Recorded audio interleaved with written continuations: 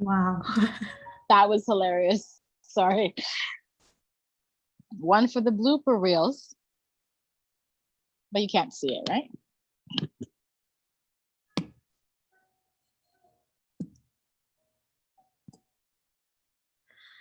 I see they both live stream right now.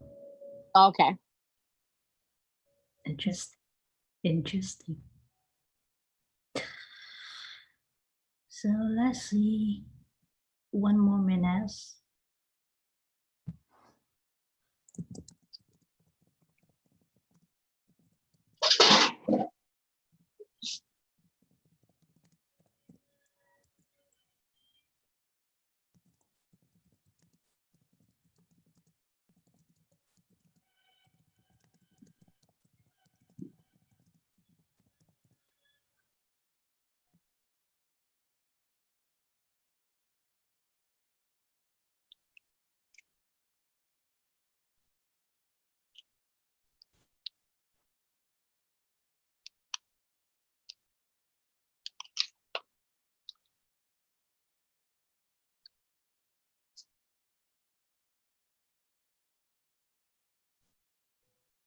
So hi everyone.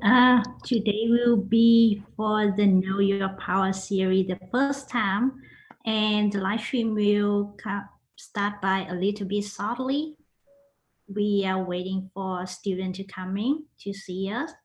So maybe we can see we have another co-advocate with me, Asa, and the two beautiful and handsome guests today, and Adana from the Student Experience Office. So maybe we can chat a little bit before we start the. Hi everyone. Today will be for the Know Your Power series, the first time. And Hey everyone. Yeah. Welcome Weston, welcome Adana. Hello. Hello, thank you.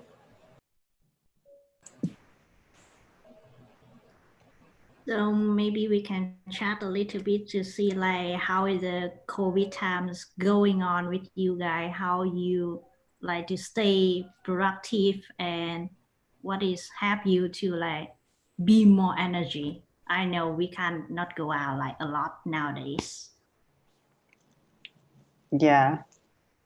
I've been enjoying doing a lot of outdoor things, like going for walks, discovering trails, and doing biking. These are things I never used to do before. So that's one way I've been able to, I guess, find some type of joy in all of this. So yeah. True. Very true. I would say I'm spending a lot of time with things like video games and YouTube. I don't know if I have tips for staying productive right now, because I think it's totally fair to not be productive right now, personally. That's very true. I know. So yeah, just picking and choosing what I think is important to spend my time on and what makes me feel good. So I'd have to agree with Weston a little bit.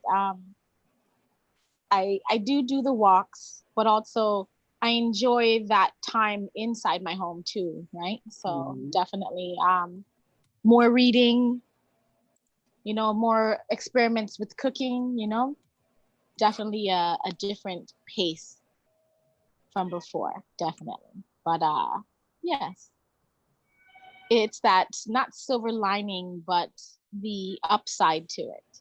Yeah. Is there any new recipe for cooking that you want to share with us, or like we can?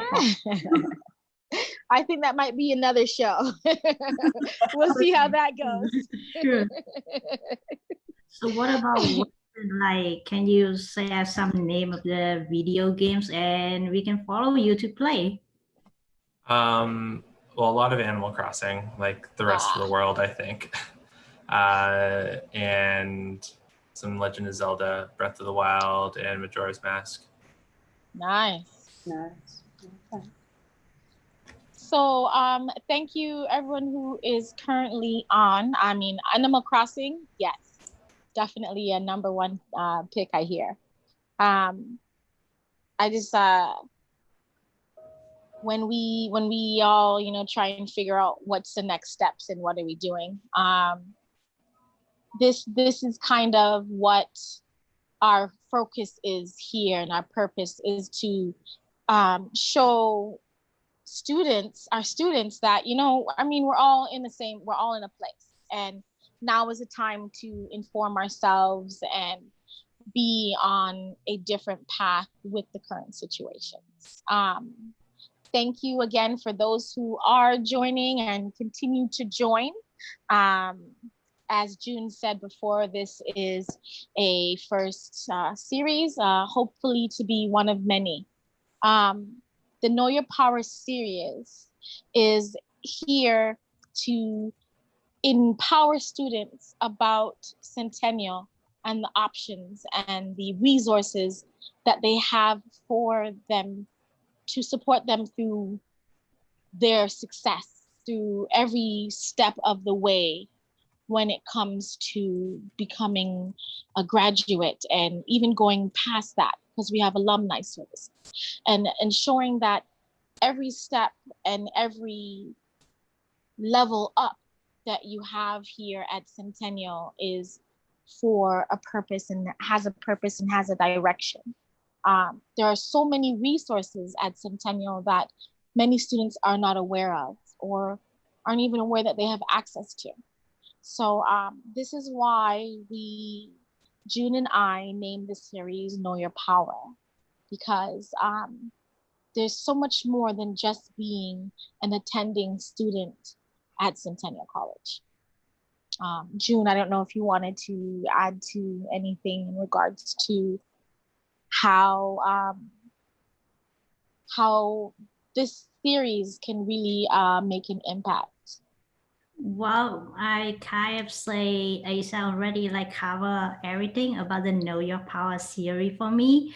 Another like interesting it's not only about like provide the helpful information for you, just about the right responsibility or like about the policy. We don't want it's really like the formal. It is the informal conversation. So we want to welcome students to be friends with us. And we also want to bring the tip and the story that me and Asa and other leader students at CCSAI we already been through. So we are sharing with you as a friends, not just like the presentation or the PowerPoint thing. So hopefully you can enjoy the series live stream today with us.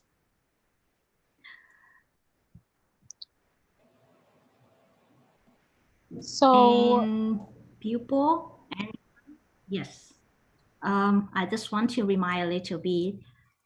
Don't forget, if you have like any question or like any concern, you can send the email to the advocacy at ccsai.ca, or you can send in the chat comment below, and we will able to answer your question in the Q&A section. So just for the record, June and I are advocates with CCSI. And what we do is that we are your peer support when it comes to any academic or non-academic issues that you may have at Centennial College. Today, we have Weston and Adana from the Student Experience Office. And they're here to, they're actually our connection, our main connection to Centennial, and a great support system that is also available to you. Oftentimes, you go to school, you come home, you go to school, you come home, and you're not aware of all the things that are available to you. And if there's any issues that you have June and I as a peer support in regards to, I would say anything. As long as it is something that we can help on, we will support you to that full extent. There are a few questions in the chat box, and we will get to those shortly. Do you feel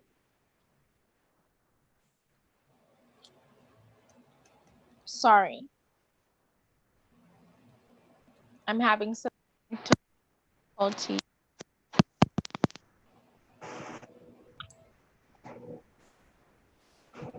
So to move on a bit, like while we are waiting for Asia be back, if Weston and Adana, can you guys introduce a little bit about yourself and your office?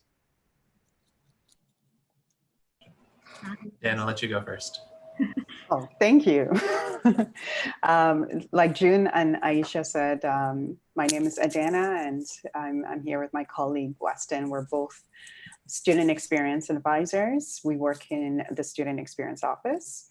So if you've never heard of this office, that's fine. It's actually an office that has been rebranded. So we're still relatively new, and we're still trying to get the word out to students about what we do. So our services mainly fall around supporting students to navigate the college processes, which can be very, very complex sometimes. So college processes, what I mean by that would be policies. So policies regarding grade appeals, policies regarding complaints.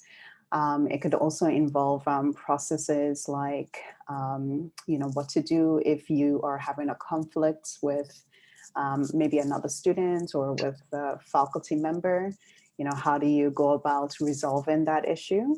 And if you don't know what steps to take in order to resolve the issue, Weston and myself were able to help you through that. So you can see us as sort of like a source of guidance for you if you're encountering issues, if you're encountering conflict, or if someone has even maybe made a complaint about you and you don't know how to go about responding to it. So Weston and I were able to help you navigate that. So that's like a nutshell, and Weston probably has more to add to that too. So I'll pass over the mic to him. Thanks, Adana. So yes, my name is Weston. I'm the other student experience advisor. There's only two of us. And Adana covered most of what we do. It's a lot of navigation help around the college. So a lot of the times we'll have people come to us with questions or concerns, and I tell students a lot of the time that we're not necessarily going to resolve your questions or resolve your concerns for you, but we'll at the very least put you on the right path to get the resolution that you're kind of looking for, or to find that information or connect to that person that you need to. One thing that we also do a lot of work around is like student rights and responsibilities on campus. That's really a big piece. So we help try and ensure that students' rights are being upheld, that the faculty and staff and other students understand what the rights of a student are and don't infringe upon those, but then also responsibilities. So we'll support you if you have a concern, but if a concern is brought up about you, we'll also be the people who are having a conversation about why did this come up, how can we move forward, what are your responsibilities at the college, those sort of pieces. Mm-hmm. Yeah. For Weston and Adana, when you like been invited to the Know Your Power series for the first time, what do you like expect you can bring something to the student, and what we can like expect for that for today? Yeah. So I would say if you have questions about how to bring forward concerns at the college, like you've had a negative experience, how can you give the college that feedback? We can definitely help talk about that. Some of those common procedures and policies that Adana mentioned, like anything related to grade appeals, we know that procedure inside and out. We know a fair amount about, say, our academic integrity or plagiarism procedure, just general conflicts. So if you're having issues with a group, things like that, other folks at the college, we can help with that. So any process, policy, procedure pieces, and also say most questions that we don't know the answer to, we'll at least be able to direct you to somebody who can actually help you answer that. That makes sense? So yeah, yes, that will help a lot. So to like continue for today, we already repeat a lot about the rights and responsibility for a student or being a student at Centennial College. So can you both share a little bit about like what is the rights of the student at the Centennial College? It's a good question. It's a good question. You're asking the hard questions. What are the rights of students at Centennial? I think students have a lot of rights that maybe they might not even be aware of. And when you asked earlier, what can we bring to this session? I think just like the name suggests, we can definitely provide you with information that could put you in a position of empowerment. So knowledge is power, right? And the more informed you are of your rights, the more empowered you can be as a student. So student rights, some of them would involve the right to be able to come forward and make a complaint without the fear of reprisal. So if you are, like Weston said, if you're having a negative experience at the college, a lot of students think that, oh, I'll just put up with it, or I'll just bear with it. But you know, there are policies and procedures that enables you to come forward and give us your feedback so that we can be able to make changes and improve the experience of students. So one right is that students have a right to come forward and make a complaint. And also it's just the right of being able to attend classes or to be part of the college community and to be treated, you know, with respect, to be treated with fairness, to be free of discrimination, and to be able to attend, you know, to be able to be part of an inclusive, you know, college environment. And that's another right that students have as well. The big overarching one for me is really the right to a safe and positive environment.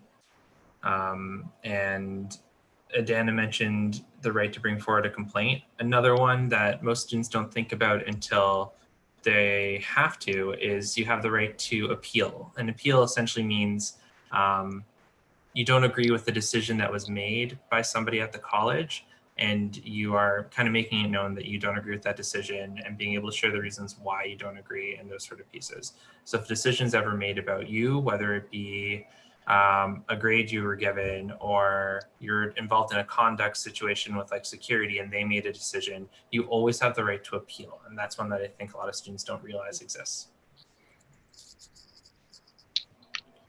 I agree with Westerner Adana. Like being a student at Centennial, you have a lot of rights, but you also have to remember that you have the right to speak up. Not only like you come to file about the policy and procedure to complain or appeal, you also have the right to speak up with us. Come to CCSAI, the Centennial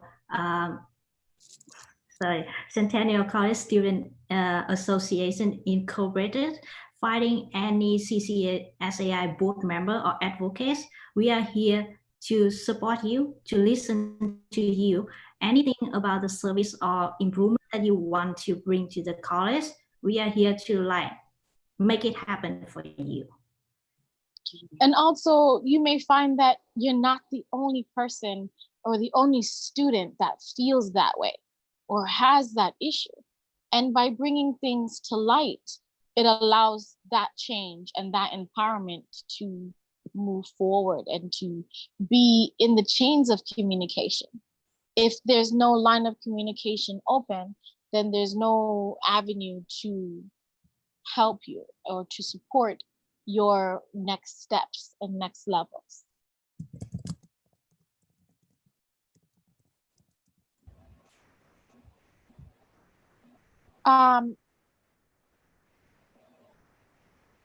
As June and I were talking about earlier, you know, the services that are provided here.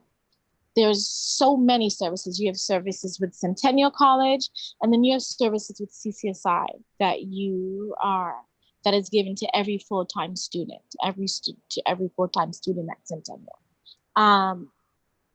Services that you may not be aware of, we have the advocacy service, we have our legal aid services where there are a lawyer available to you for whatever purposes that you may need. It might not be something that can be helped at that moment, but there is always, we will always be able to provide information that can bring you to that next level. Oftentimes you may have to do a little bit of legwork, but that's kind of part of when, part of the process. Services that we also have, you have board members at your disposal for each campus. So there's a lot of aspects that are available to you. There's a lot of support that is accessible. One thing that CCSI really prides themselves on is the accessibility and the inclusion of all.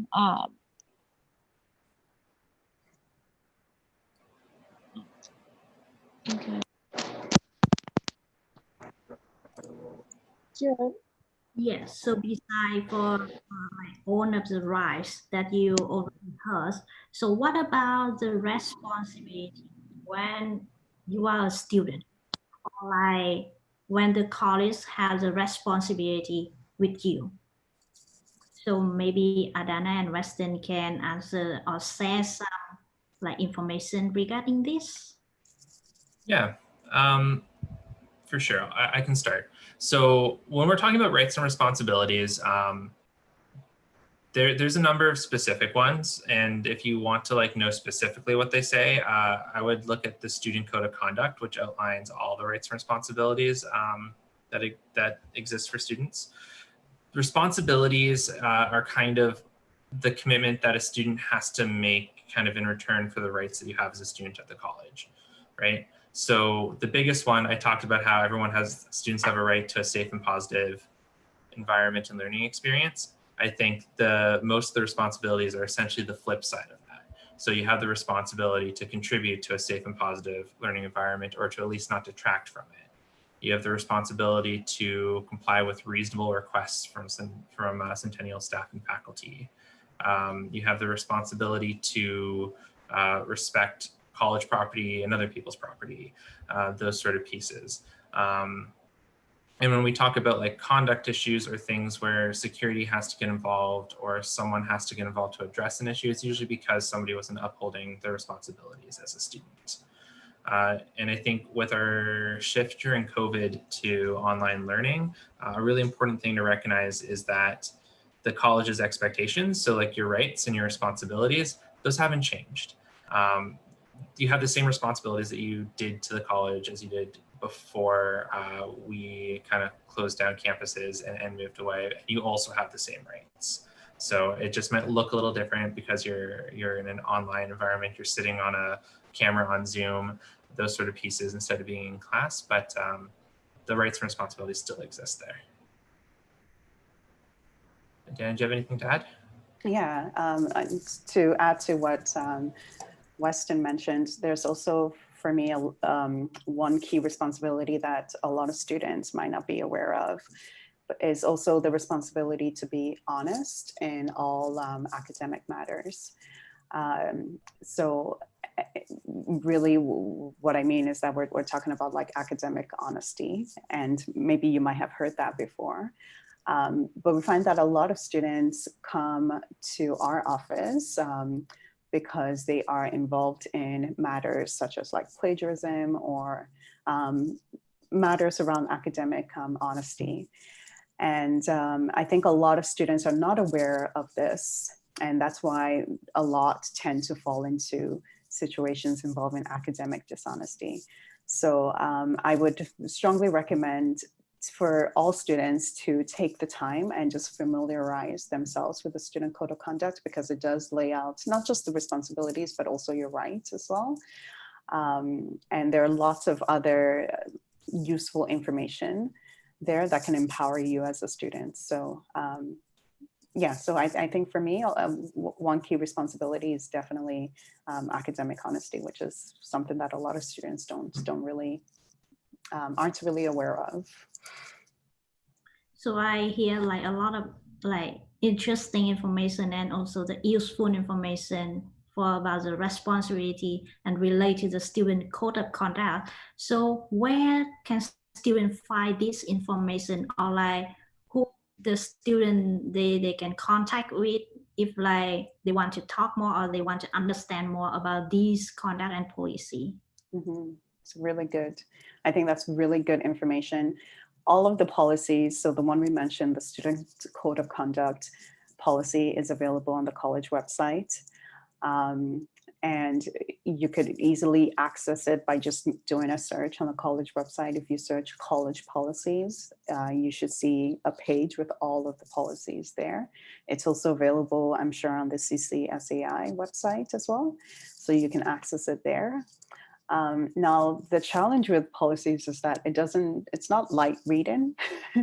You know, even it intimidates me. I don't know about Weston, but sometimes to be able to go through all of these policies. So if you are looking through them and there are certain things you don't understand, certain words that aren't really clear, please feel free to reach out to Weston and myself, and we're happy to guide you through them.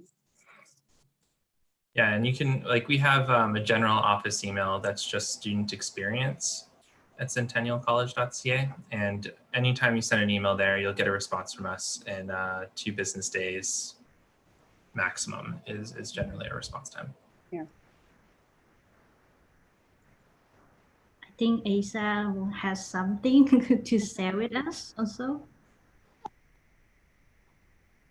Yeah. Oh, no, I was just saying to top off of Adana and Weston, you know, if you feel like you can't go directly to a individual at the college, this is where June and I's position as advocates can assist you through that doorway and just kind of maybe filter out some of the words and the white noise so that it is clearer as well. We lean on Adana and Weston because of their strong abilities and responsibilities that they have at the college and for students. And I, for one, can say I'm really glad that I was aware of Adana and Weston's positions at Centennial. And I hope that by introducing them to students here today, they can also be part of that collective of resources that students can now lean on going forward as well. Definitely. Definitely a great resource at Centennial. So beside all of the information, if we, or not if, sorry, we are already like experienced for the COVID. So does the rights and responsibility like being changed, or is there anything specific that should students remember or know it like to be a good student, or they can continue studying well? Yeah, so at their core, nothing has changed in terms of rights and responsibilities. Just the way it looks might be a little bit different. Wow. We still have the same expectations. It's just now in an online setting. Something else that you can find on our website is a tip sheet that we developed for students on knowing and understanding the rights and responsibilities in an online context. And that's on our website. And it talks a little bit more about some of the specific things that you maybe don't have to think about as much when you're in person. Like when you're on a video call with someone else from the college or in a Zoom class or something like that. You don't have to worry about this in person, but when you're in your home, you need to be conscious of what's behind me, what's being said over here, those sort of pieces. So we don't want to see students ending up in some, uncomfortable situations because, there's imagery or paraphernalia behind them that might be, taking away from someone else's safe and enjoyable experience of that class. Email is becoming even more important than it used to be. And because most of our conversations are happening in a text form in an email, we're seeing a lot of issues come up around things like phishing, scams, those sort of pieces. And so a good best practice that we're trying to encourage students to do is to use your MyCentennial email when you contact anybody. Because you might not get a response from the college if you're not using your MyCentennial email, simply because it's sometimes difficult to really tell, like, is this spam? Is this an actual student? If I reply to this, am I going to compromise the college in some way? So just stick with your MyCentennial email. Take those extra steps of including your full name, including your student number. And then I would say a benefit of everything really being an email is you also have an opportunity when you're trying to share concerns to step back and review things and be like, what did I write? How might this sound? Can I get somebody else to read it over before I send it?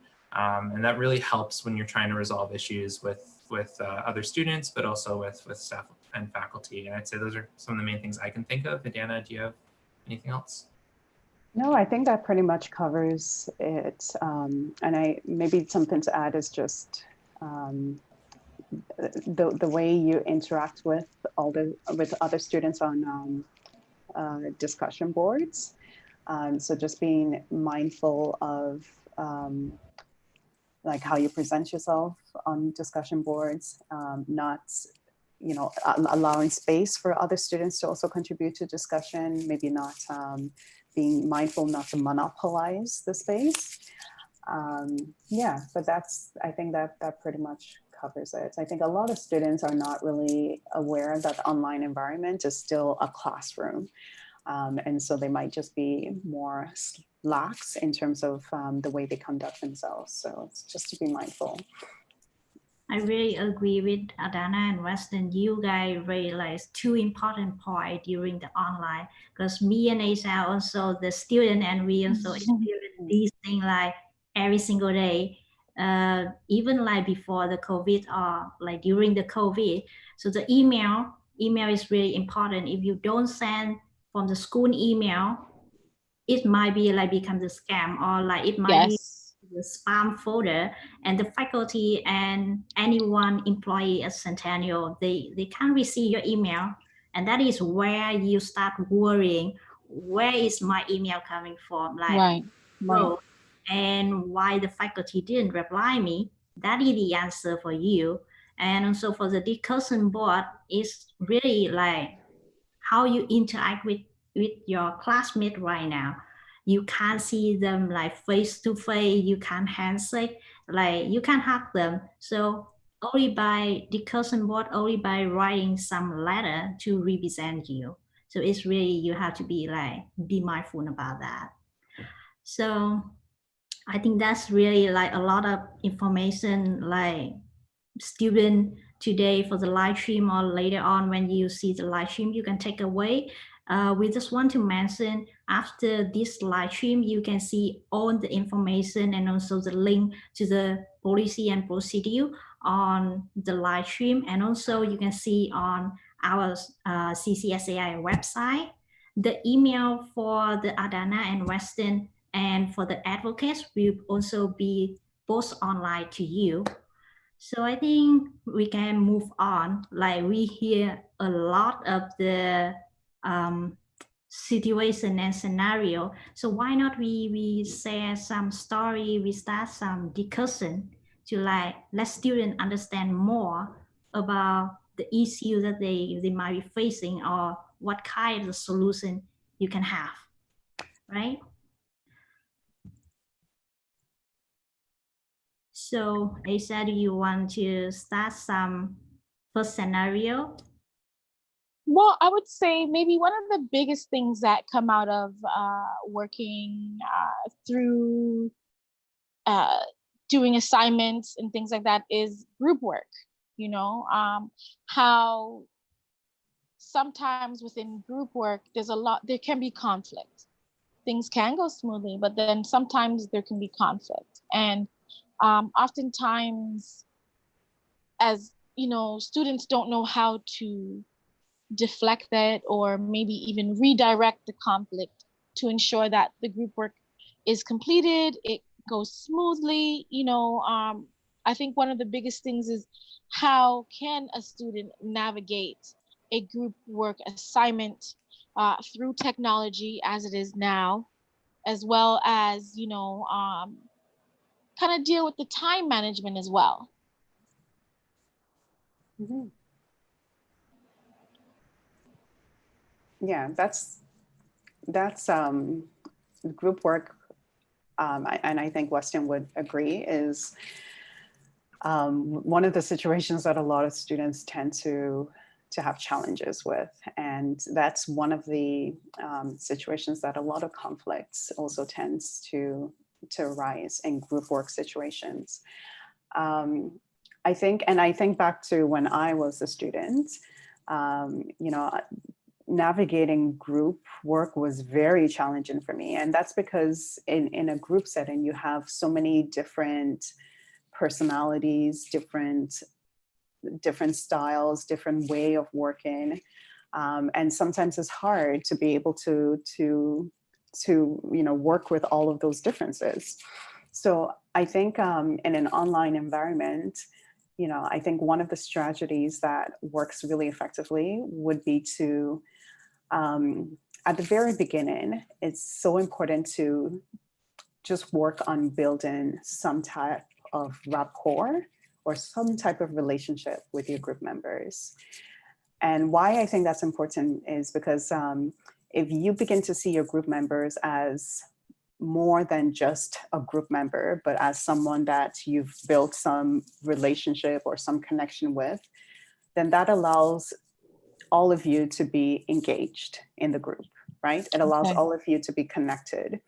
I think where the challenge is where, a bunch of students are working on a group and there are some students that maybe are more engaged than others, right? And that's when conflicts tend to happen. Or there's some students that just have a different style than others and conflicts tend to happen that way. So I think at the very beginning, use the beginning of the group process as a way to get to know each other, get to know each other's styles, get to know each other's way of working. And that also allows you to, to know each other more than just a group member, right? Right. And it makes people feel connected to the group, and people are more likely to stick to deadlines and more likely to be more committed and more engaged, right? I don't know what your thoughts are, Weston, but. Yeah, I think the one thing that I would add to that is you have your expectations in your outline from your assignment, but in group assignments, it's really good to take that a step further and set your own internal group expectations. Mm-hmm. Like, what timelines are you going to meet within your group? How are you going to address things if someone isn't participating fully?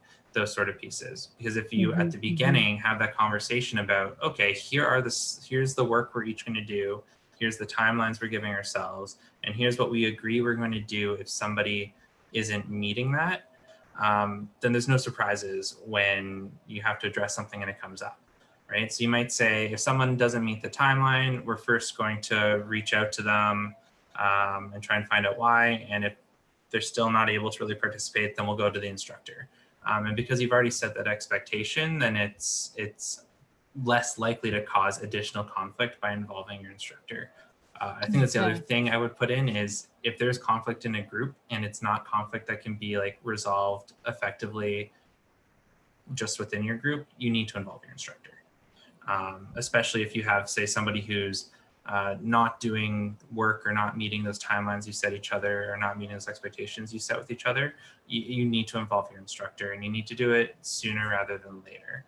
Because if you come to your instructor earlier and say, this is what we've decided as a group and this is what's happening and here's how this person isn't participating the way they agreed to, if you do that earlier, you're more likely to be able to work towards some kind of solution. Whereas when we see students who bring it up, the day before an assignment is due, or talk to the instructor after they did their presentation, or they removed someone from their group without having any conversation with their instructor, normally that doesn't go in the direction that the students want it to. Because at the end of the day, you don't actually have the choice over who's in your group. the person who controls that is your instructor. And so if you're having issues, you have to work with them on what options exist to fix those. Yeah. I agree for that. Yeah, and especially for the during the COVID time, everything is online. You cannot meet your classmate or even your instructor like face to face. So even sometimes the instructor like they can get involved. Like maybe you email your faculty and after the deadline of assignment, the professor answer you back. So there is like no way at that moment to solve the problem. So that's why you really need to be aware to send them like maybe a week before the deadline or like as soon as from the beginning of the assignment if you have like any concern or question. That's really you need to remember about. So talk about the group work. I have like some question related to that. So what if one member in your group work they might not be aware but they copy the content from the internet and other teammates they don't check for that, or another case is they check but that member still like don't arrange or correct the information and they still submit to the professor. So what will be the penalty for that group, or like what will be the penalty for that assignment, or the whole group have to have the penalty? So you're talking about some issues that come up under academic honesty and plagiarism policy, and this is actually something that we see pretty frequently. Somebody in a group has plagiarized, which is what we're talking about, copying something and presenting it as your own work, plagiarized their portion of an assignment that was then submitted to the instructor. What a lot of students don't realize is that when you're doing a group assignment, you're not individually responsible for each part. As a group, you're all responsible for the whole final product. So if something is submitted that has a portion that is plagiarized, not referenced properly, anything like that, every single student who's involved in that assignment, every single student whose name is on that assignment is responsible for it because you put your name on this assignment and you submitted it, right? So I talked about setting those expectations as a group early on. I think that that's a big piece of advice I have when you're doing looking to submit an assignment as well, is you should get into the habit of not having any group assignments submitted unless every single person in your group has read it over and said, yep, that sounds great. And that's the first thing you can do to help avoid some of these pieces. In terms of penalties that you might be facing, it can range, it can differ. It depends on the severity of the situation. It depends on if you've had issues with academic integrity in the past, those sort of pieces. Typically, the way the process works is your instructor will first kind of note that they believe something was plagiarized. They will provide you with a form that explains, here is what I believe is plagiarized, here's why. And they'll also provide you with an opportunity to meet and discuss the situation. You then get to either agree or disagree with the resolution the instructor's suggesting, which can range from anything from a reduction in marks on the assignment, failing the course. There's all sorts of pieces that can come from that. If you agree, then you just sign that form saying you agree, and whatever outcome that the instructor had suggested will be put in place. If you don't agree, then you're given an opportunity to meet with your program chair, who is essentially the manager responsible for all the programs within your school. So they supervise your instructor. So if you don't agree, you should be given the opportunity to meet with the chair and discuss the situation and what you think should happen instead. The important thing to note, though, is when I say don't agree, I mean don't agree because either the outcome is too harsh, or don't agree because process wasn't followed properly, or don't agree because what the instructor is saying didn't happen, and you have information to show that they're incorrect. If you're just not agreeing because you don't like that there's repercussions for plagiarism, you're not likely going to get very far with that process. So at the end of the day, I highly recommend, if you're in a group assignment, you want to read that assignment before it's submitted. Because if your name is on it, you're responsible for it.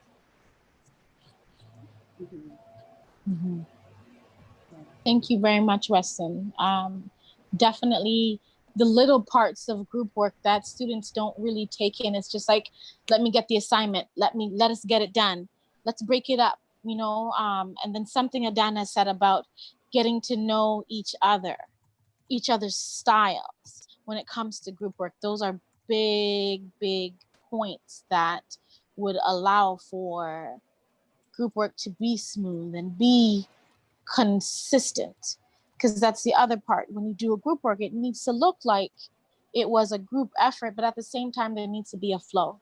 So by definitely setting a flow before you even begin your group work is definitely a great tip that I hope a lot of students will take in going forward. If you haven't done it before, start doing it now. Definitely. And it's something, just to add to that, something some students do is it really what Weston was talking about, like a group agreement. And in that group agreement, it could also include just maybe an agreement from everyone to make sure that they are abiding by academic honesty rules, right? So yes. I think, Aisha, what you were saying, the more prepared, the more you do these things at the beginning, the less likely you are to run into any problems down the road, yes. because you've already yes. set those expectations. So yeah, so maybe part of that group agreement is just, okay, everyone, we agree that we're going to take precautions and make sure that our work doesn't have any, isn't copied in any way. And sometimes it happens by accident where you don't yes. mean to plagiarize and it just, but yeah, so that could be also part of the group agreements as well. Very true, very true. Yes, 100% agree for that. The group work is always like exists there, and it's the problem that every student might facing when you are studying at college. And not only for like something like that, even like when you have the connection with your friends and you have the conflict on the social media, it can like bringing some consequence that you might never want for that. So how you think students should have like the better way to connect with their teammates, or like what is the better way for them to get the performance more better? One way is, so and you're talking about other group members or just in general, students? Just in general. In general. Mm-hmm. I would encourage students to look out for anything like this, right? So like the Know Your Power series. There are lots of things like this happening within the college. And it's really a great way for students to be able to connect with each other. So a lot of schools are doing like virtual sessions. I know a lot of success advisors are holding different types of student drop-in sessions that allow students to be able to connect with their advisors and also connect with each other too. So just keep a lookout for any of those sort of virtual advising or virtual sessions. It's a great way to connect with other students and also with staff as well. I would also add, if you haven't already, you should download the Experience Centennial App, because there are still virtual events that are getting posted within that app, right? I know our student life team and the Experience Centennial team are doing some pretty frequent events. Right. Our Calcs team is working on some frequent like wellness events and things like that as well. And these are happening like weekly or bi-weekly. So there is a lot of opportunities to connect with people and connect with the community. So just look out for those things and download that app if you don't have it, because you might learn about something happening that you didn't know was there. Talking a little bit about some activity and events the Experience Centennial App is really the great resource for students. If like you are like incoming student gonna want to Yes. study a Centennial, or like you are the current Centennial student, but you don't know or like don't be aware about that, it can provide you a lot of the leadership course, leadership conference, or like the great opportunity for you to volunteer and hang out and get connection. And also not only for the Experience Centennial, CCSAI, we also provide a lot of the event, and we also provide a lot of the clubs. Like you can make your own club, you can get your own gangs member, and also we create like activity for students to like exchange information and also be there to connect. Yeah, so make sure you check it all now, CCSAI website and also the Experience Centennial app. They are like amazing and necessary resource for you.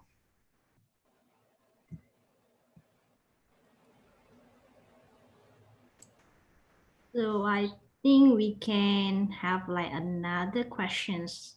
Maybe it's not a question, it's kind of like the tips. And maybe I should ask Asa about that, because you and me are the student here, right? So Yes. what kind of documents should students know and have on the laptop since the beginning of the semester for each course?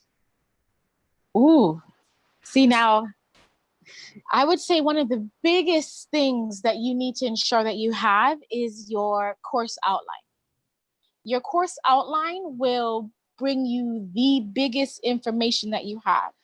There'll be outcomes that you will need to ensure that you have that the things that you need to ensure that you get out of this course. It may not be taught to you directly. It could be an indirect teaching. So now when you have the course outline, you could correlate the information that's being given to you to the information on the course outline. Course outline gives you deadlines. It gives you the land acknowledgement, something that we all should be aware of. It gives you plagiarism and academic honesty information. So even if you don't have it or you don't click on it right away, if you're going through the Centennial website, there still is that information. Also, course outlines are really great for when you want to transfer credits going forward to other classes and or going to university. So it allows you to, there's so much information in there that it provides for you after the classes as well. Rubrics are very important, not only for yourself to hold on to, but also as a guideline for going forward. It helps you in how to manage your time and how to prepare information, and always gives you that step 2, step 3 information that is always very good to have on hand. For me, sometimes going through school, internet is an issue. So if my internet acts up at home, I may, go to the library. Of course, we can't do that now, but there are benches outside of the library that you're able to, catch some Wi-Fi from, and you're out in nature. You're able to, have a clear Wi-Fi. You're able to do work. You're able to enjoy a lot of fresh air. Even a change of scenery is a good thing when it comes to studying as well, and just having those things necessary for school. If there's like recommended readings within your course, I would definitely say try and pick up one, and be knowledgeable about what it is providing, what information it's providing you. Definitely. Secondary information. You can always ask your professor, is there something that I can look at? Something that you might not have here that could help me in this avenue or this way. in regards to the course. Definitely, there's a plethora of things that are available. And of course, once we are back on campus, we have all our other resources with the librarians and just the Centennial Library itself, you know. Yeah. Yes. Beside the course outline, beside the rubric, I think there's still something important that students might need to remember, because it can bring to like the academic honesty policy or like for the greater peer policy later on. So maybe Adana and Weston, can you guys share some information about those kind of documents beside the course outline rubric?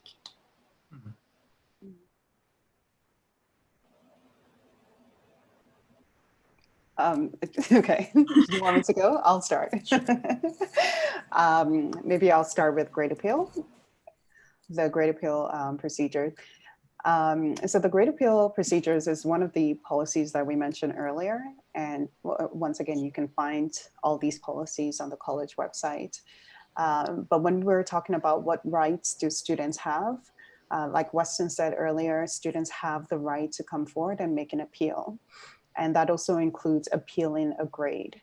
Now, there are conditions and grounds in which a student can bring forth an appeal.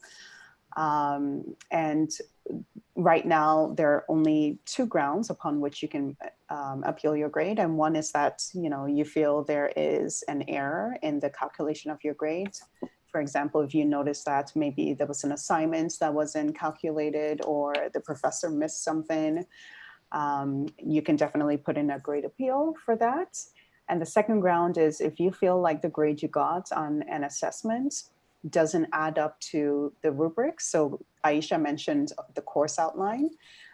Usually a lot of assessments would have a rubric, right? And the rubric just basically gives you a breakdown in terms of how the professor is going to be assessing that assignment. So now if the grade that you got doesn't really reflect what the requirements are on that rubric, that's something that you can use to bring forth an appeal.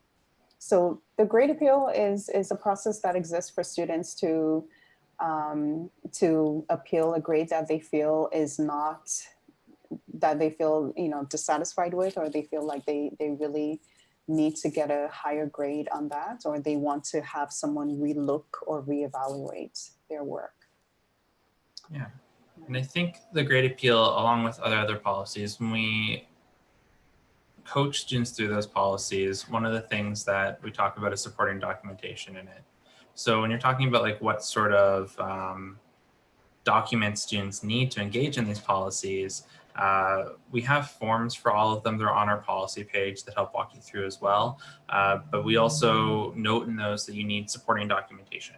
So we talked about your course outlines and your rubrics and those pieces. But another really important thing is your communication that you have with staff and with faculty. I'm not saying you have to save every single email you ever exchange with staff and faculty, but it's a really good habit, especially if you're discussing something or you're making an agreement with the faculty on something, or they're telling you that they'll make an exception for something, that you hold on to those emails. Because you might need to use them as supporting documentation. Sometimes I know that students connect with staff and faculty in person.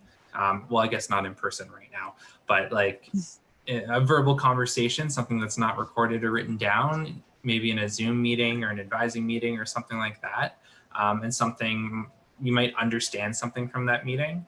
I would always recommend students to send a follow-up email that just restates your understanding what was agreed upon in that meeting, right? Mm-hmm. So like if I'm a faculty member, June's in my class, and I say, like I could say something along the lines of like, oh yes, I'll let you write this a little bit later.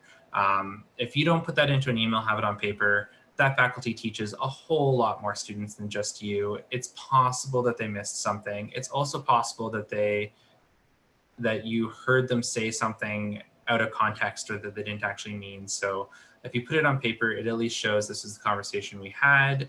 send it in a follow-up email. There's a timestamp on it. And if it was a misunderstanding, then it also reopens that dialogue earlier rather than later for the instructor to come back and be like, okay, that's not really quite what I meant, but let's try and work on something else. So save, not necessarily every email, but save some of the important ones. I think all the information that you guys share are amazing. Like they are really necessary for students to remember, and maybe they need to take note about those and bring it forward for other semester. But I also want to mention about one document that students need to like have that on their hand is the model root, because every single year the program that they are studying, they might change some subject or they might change the requirements. So it's really important for you to have the model root. Like from the beginning when you start for the school, if you will start the school by 2016 and 2018, you come back to ask your success advisor about the model root, that model root doesn't work for you anymore. So the year of the 2018, they doesn't work. Like for my program for human resource, 2016 and 2017 is a huge difference. We take off for the co-op program or non-co-op program, and we change some mandatory subject to the like elective. So you don't know what next, what's coming next for your academic year. So be sure that you have the model root like since the day one you come to school. So maybe that is really interesting information that we already have. We might move on to the question and answer series for the Q&A. So if any student, you guys have any question, any concern, feel free to send on the comment or send by the email to us so we can start answering your questions.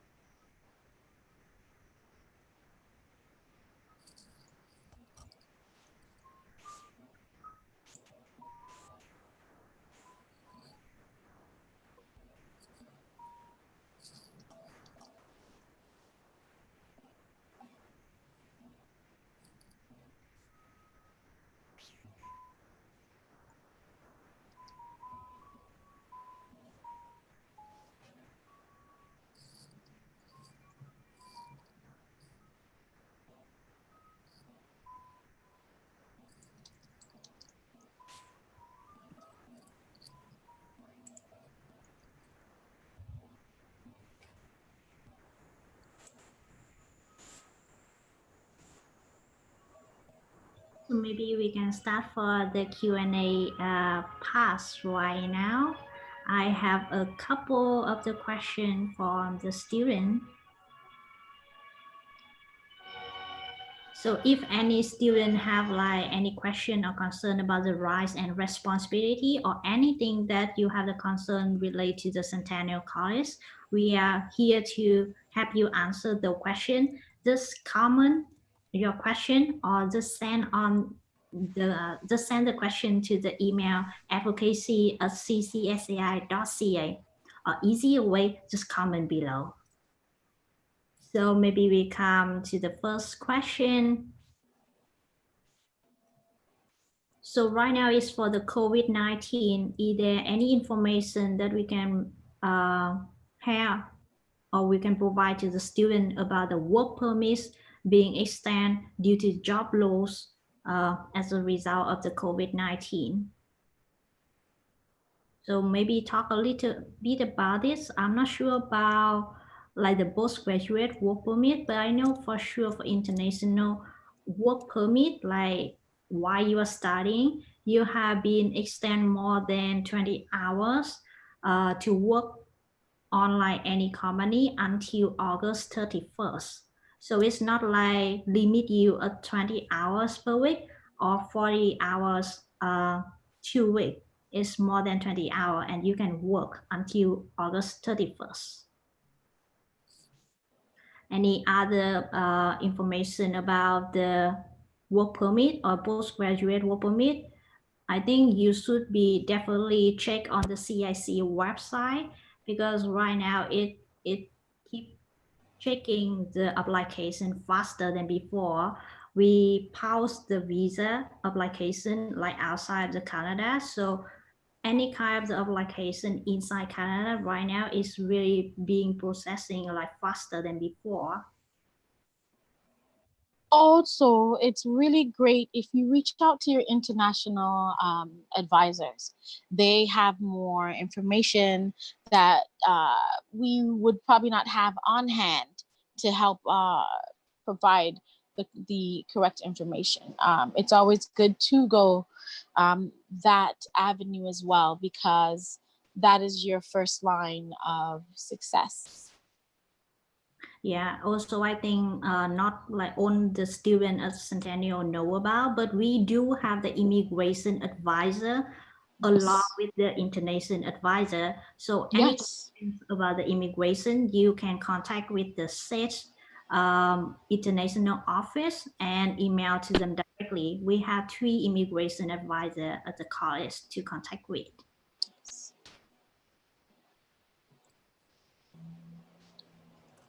And also we're coming with the next question is, what resources are available for students who don't have reliable internet access, but all their classes are online? Yeah, so reliable internet is something that we're struggling at the college with students, staff, and faculty. A lot of people are in a similar boat.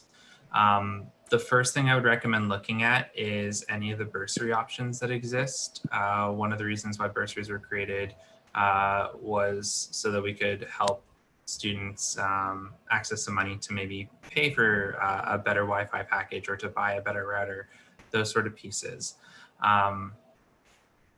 I believe the relief bursary applications pass, so you can't do that online, but you can connect with student financial aid to discuss what other financial aid options might exist, because that might be an option that would help there.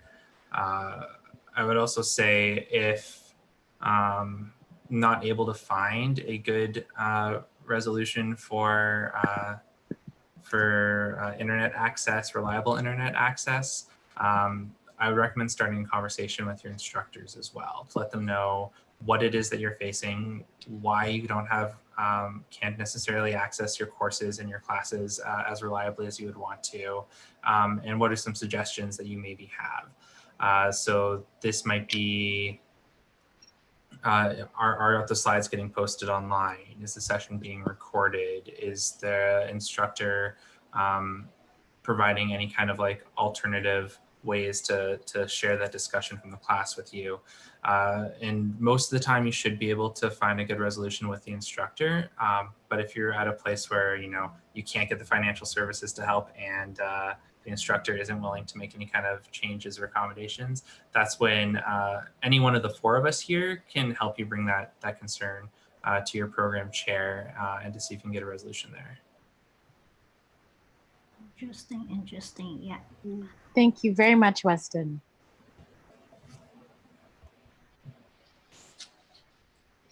There are so many resources at Centennial. It's kind of hard to figure out, you know, what questions I want to ask and, you know, how can I get there and how can I do this?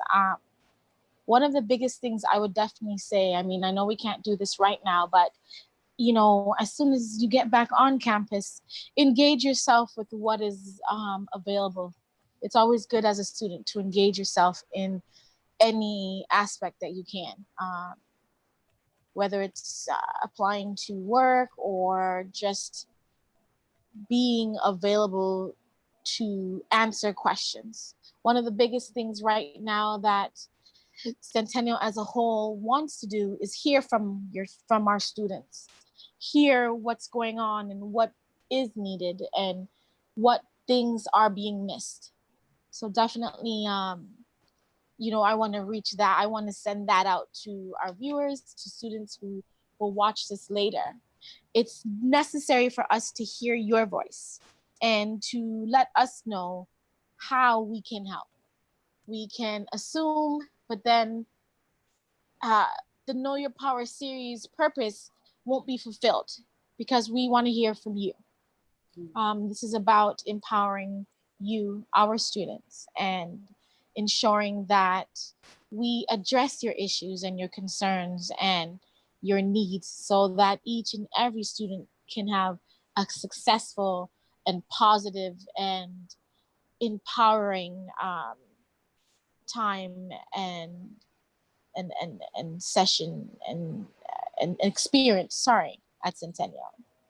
Definitely definitely a needed.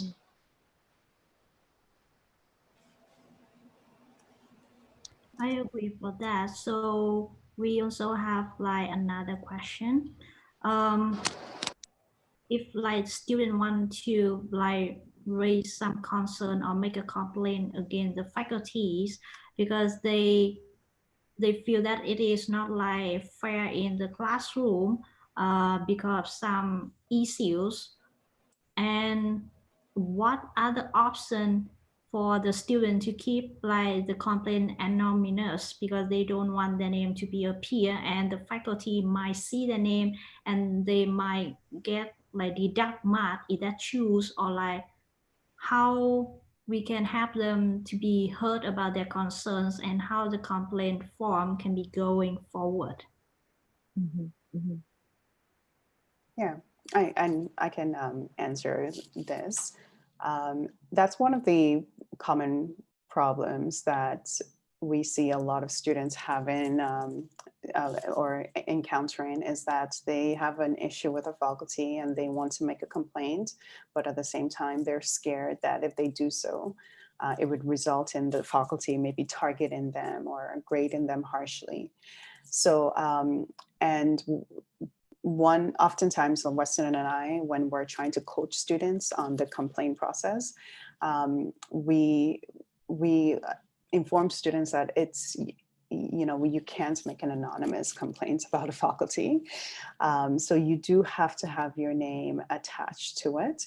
But we also try to reassure students that in my experience in dealing with student and faculty complaints,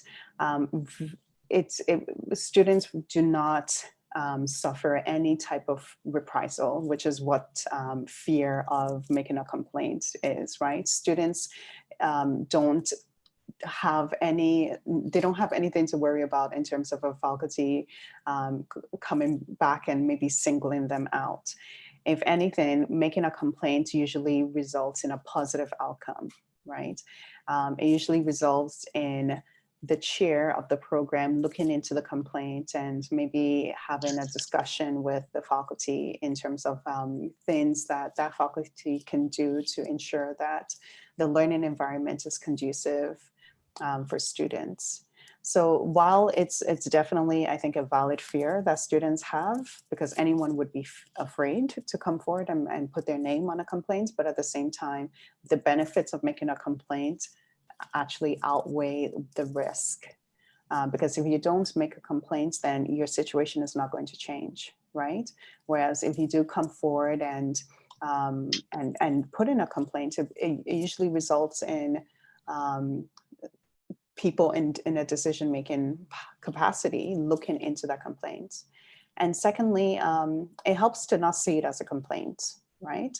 It helps to see it as you're having difficulties with a faculty and you want to give your feedback, right? So when you change the language from a complaint, which sounds very Deficit, it sounds very like an attack, and see it as, okay, well, I want to give my feedback and I want to express that, the way this faculty is teaching their class is not conducive to my learning environment, my learning style. It's not helping me.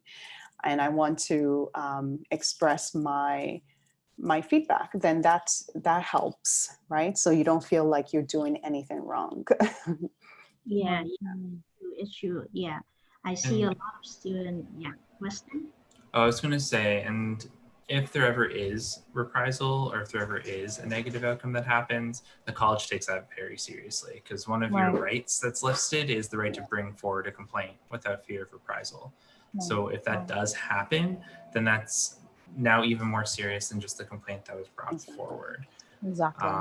And the big reason why we can't do anonymous complaints is, as much as the college has a responsibility to its students, and students have rights at the college, so do the staff and faculty, right? So the college has responsibility to them. They have rights as well. It's similar if someone were to bring forward a complaint about any student, that student would have a right to know who brought forward that complaint. And that's something that we take seriously to make sure that our processes remain fair. Makes sense. That brings you to that two-way relationship with student, college to the student. Thank you for that. Thank you for that, Weston. Definitely. We all have a responsibility to our community, our Centennial community, to keep that community safe. And that is one of the biggest parts about knowing your power, and how you can do that consistently and not just smoothly, but positively, right? It's hard to be in fear, but you want to change that, so definitely that's probably one of the biggest rights that students should be aware of. If Centennial doesn't know, if there's no information given, then there will be no change. There will be no step forward and making it a better community for all. Definitely. And it's like Weston said, I think if that happens, that a faculty is now singling you out, that's a very serious thing. And usually no faculty would do that, right? Because it's if someone comes forward and makes a complaint about you, if anything, it's going to result in you now being very careful, right? You're not going to, because you want to be on your best behavior, right? So yeah, so it's if any, I think in my experience, it's very, very rare to see a faculty targeting a student because they've made a complaint. If anything, I think that faculty now will start stepping up and will start being very, very mindful with the way they interact with that student, because they don't want to look bad, right? So yeah, so maybe it helps to see it that way. Yeah, it's true. Because only when the concern and about your problem and maybe like your misbehavior and misunderstanding between you and the student, then you can take it better for another semester for other students. But if you don't talk right now, like you don't speak up about that, other students, like hundreds students, thousands students for the later semester, they will suffer the same thing. And we don't want it continue happening for our student at Centennial, right? So that's why it's really important that Student Experience Office and the advocates at CCSAI, we are here to have the series Know Your Power, to empower you to speak up. We want to hear you speak about your concern. And only when you speak with us, that is the service can improve better than ever, right? Right. Communication is key, and forming a relationship and a rapport with those around you. It's like collecting your squad, that those cheerleaders that are going to be there for you from day one to graduation. It's always really, you'd be very surprised, like one professor that will follow you through your whole semester, because they're there to you. Once you communicate how you feel and what's going on, that turns into a different relationship. It turns into a more communicative and respectful relationship where like, I don't understand this and I need you to, can you help me understand that? Once you start communicating with those that offer that resource, it becomes a different life. It becomes a different level of education for yourself as a student. You know, and it can bring you further.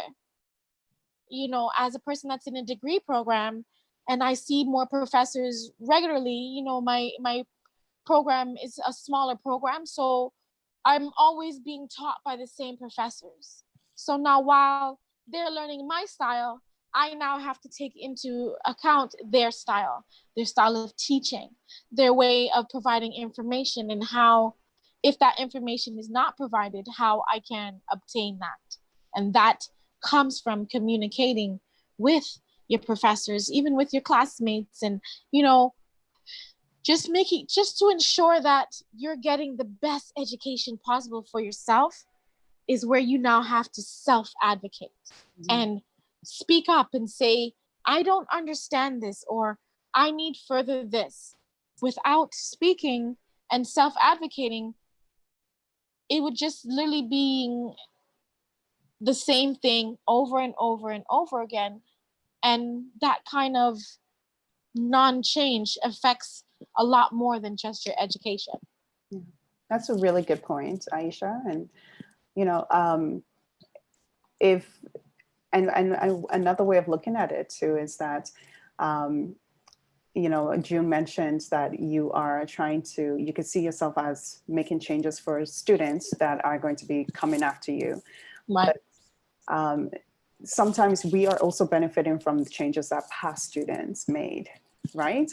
So, and if maybe students maybe did speak up, you wouldn't be going through some of the challenges that you're currently going through right now, right? Right. So don't ever feel like there's no value in speaking up.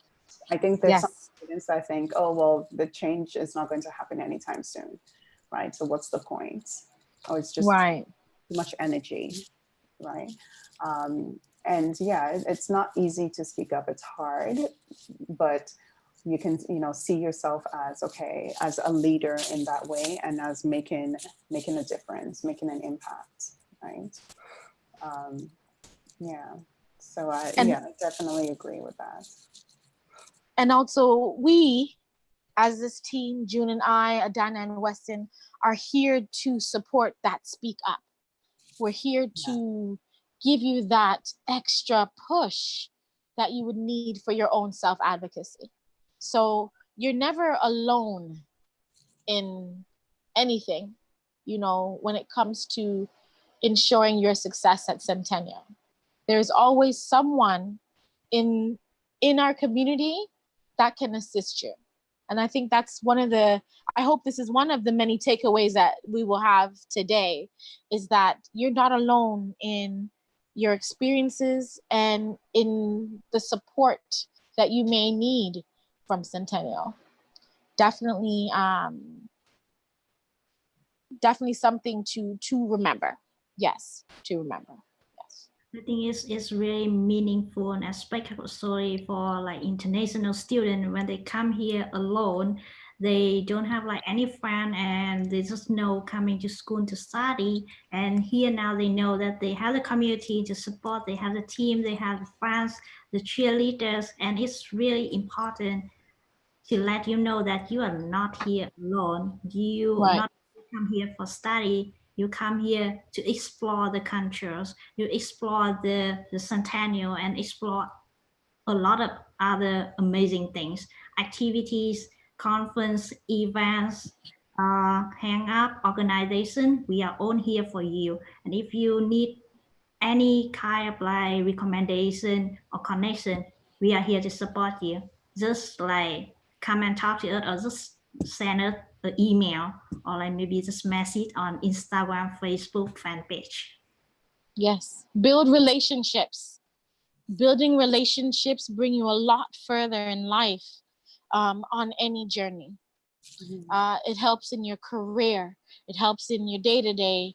and just building relationships, especially for our students that aren't from Canada. You know, building your own community within a community is also an option, because then you work towards being a greater community as a whole. You know, we have our clubs, we have a lot of services. Definitely check out CCSAI.ca and all the services that we have here. And so also your My Centennial is a resource in itself. It has so many things that you can look at. Finding a tutor, finding a job, a part-time job, a job on campus. There's so many resources that oftentimes we don't take time to look for. So hopefully during this time of COVID and being at home, we can reintroduce ourselves to our resources and our options that we have out here, not just at Centennial, but also outside of everything else, but specifically at Centennial. We have Calcs. Calcs has a lot of resources to support students during this time of training, of self-teaching. Definitely reintroduce yourself to the Centennial website, to My Centennial, to CCSI.ca, and really go through it. And if you can, take that time to see where that information and resources suits and fits you. Definitely. Something I would send out to all that is watching and all that will watch later. So due to the timing, we have 5 minutes left before the live stream ends. So if any student, anyone have like any concern or question, or like what kind of service, what kind of topic you want to hear from us for the next time for the Know Your Power series, feel free to comment below and also send us an email. And later on when we have the feedback before the end of the live stream finish, we will have a survey. So feel free to fill out the survey and let us know how information being like taken away for you and how it support you further. And that website, that email again is advocacy@ccsai.ca. I personally want to thank Weston and Adana for joining us for our first series. I am glad that we had the opportunity to have the two of you here. These two persons here are a deep resource at Centennial, and I hope that students will reach out to you in their time of need, definitely. Thank you again, Adana and Weston. Thank you for having us. Thank you. Thank you, really thank you. Both of us become like our first guest, our supporter for this Know Your Power series. And we know our power. That's you and Adana. Really Yes. for coming here to see us.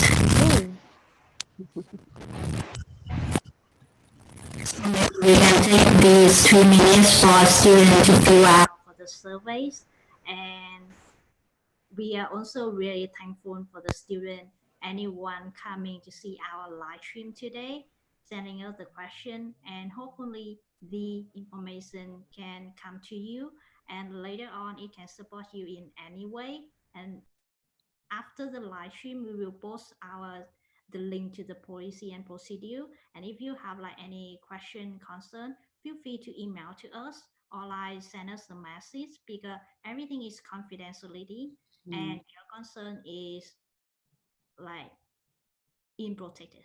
We are not sharing with anyone. Yeah.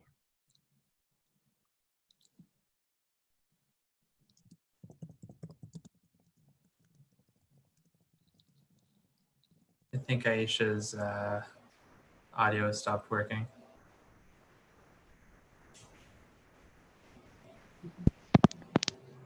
Sure? Yep. Yes, okay. So thanks for that. Definitely confidentiality is one of the biggest things that we strive on, you know, and letting students know that you will have a secure and safe space here at Centennial as well. Check out our survey, please, if you can. If you have any suggestions for the next series, please send us an email. We want to hear from you. Let us know how we can further empower you. It's about you, it's for you, so talk to us. Thank you.